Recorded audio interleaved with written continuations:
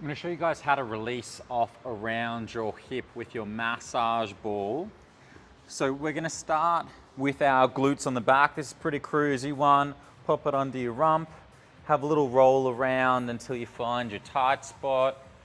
Hang on for 10, 20 seconds or until it starts to loosen off for you.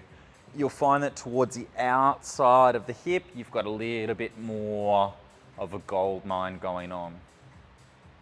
So glute triggers there. If we flip onto our side, we'll get into our TFL. So if you find your bony point on the side, and then you're going to go a little bit more around.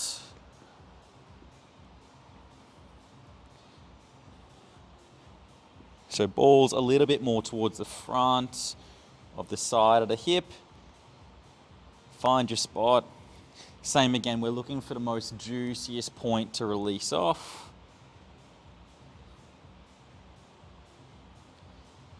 That's your TFL.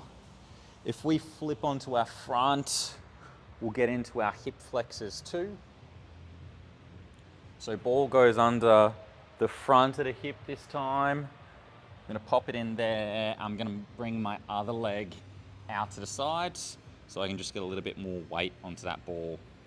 And then same again, I'm just having a little roll until I can find that most tender point.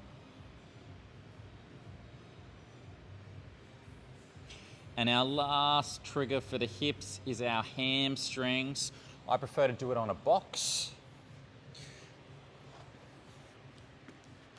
So if we get you to grab a seat down, I'm gonna pop it under the hamstring muscle here, place it in, lean over that ball so there's pressure down into it, and then just play around with straightening out in front.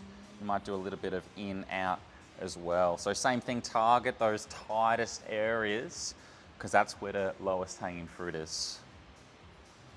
And that's how to loosen off your hips.